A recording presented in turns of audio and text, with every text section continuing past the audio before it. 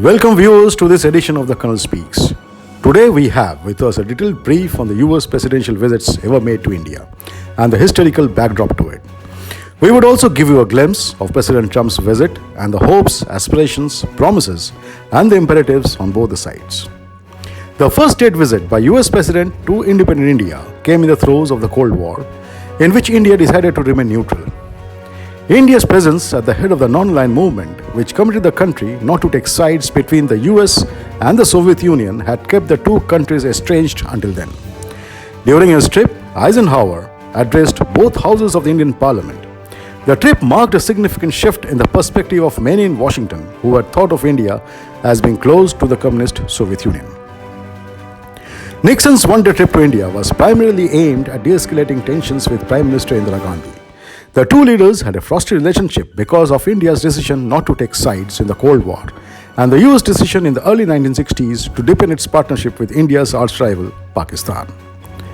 2 years later, the Bangladesh Liberation War brought the Indian subcontinent back into the focus of the Cold War confrontations. The relationship soured further when Nixon supported Pakistan in the Indo-Pak War of 1971, which led to the creation of Bangladesh.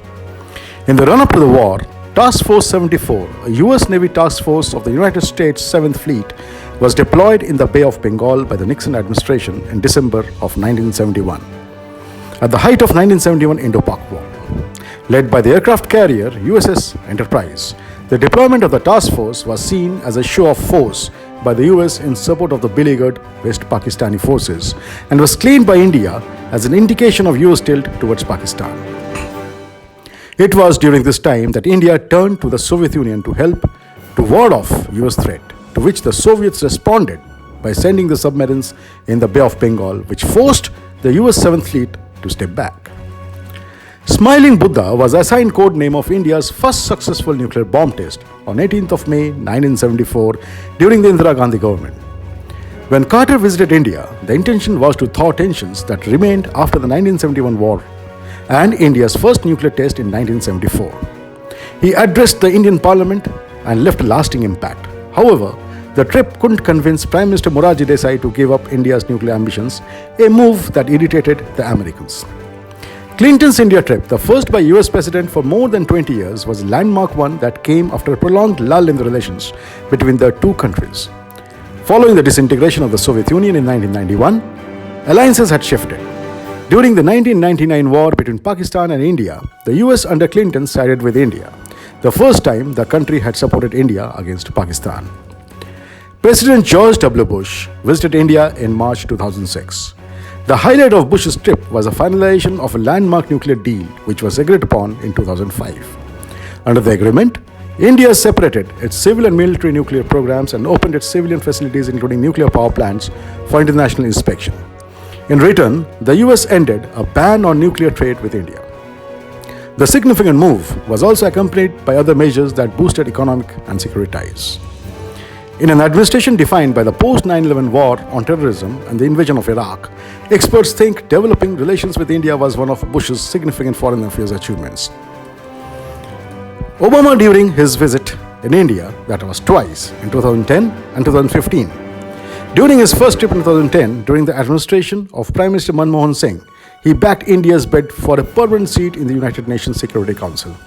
In addition to $10 billion in trade deals, the two leaders also agreed to boost defense and national security ties, which led to the easing of export regulations on high-technology goods to India. The second time around, Obama came to India on Prime Minister Narendra Modi's invitation to be the chief guest at the country's Republic Day celebrations, which marks India's constitution going into effect. The trip went smoothly until Obama made comments on religious freedom in the country, saying India will succeed so long as it's not splintered along the lines of religious faith. On his return to Washington, he cited concerns about the acts of intolerance on religious lines in India.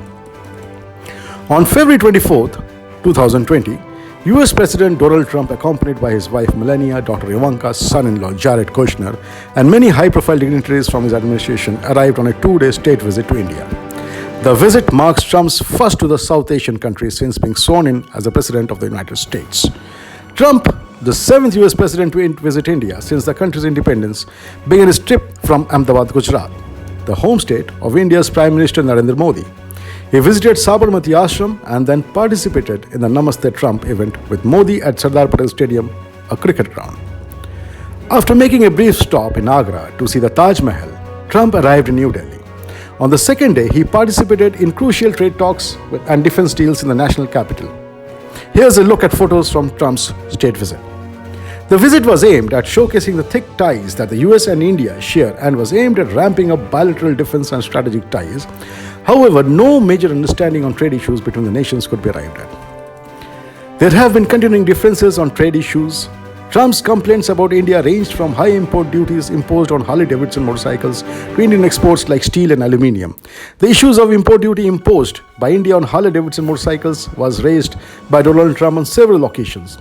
Indian officials may decide to lower tariffs to a single digit for motorcycles of 1600cc and above. This could go a long way in making some of Harley-Davidson products more affordable in the country.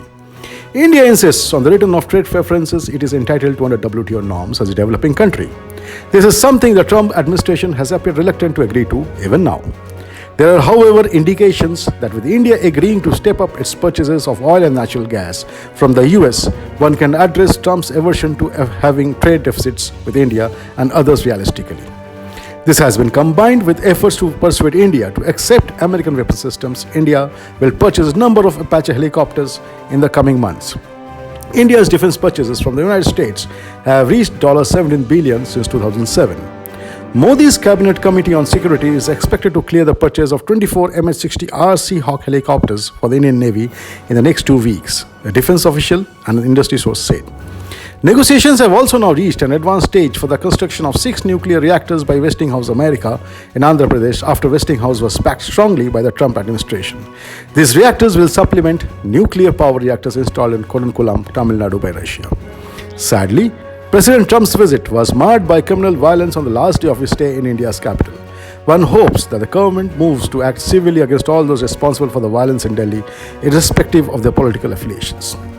If you like this video, please show your appreciation by liking, subscribing and sharing this video. Jai Hind.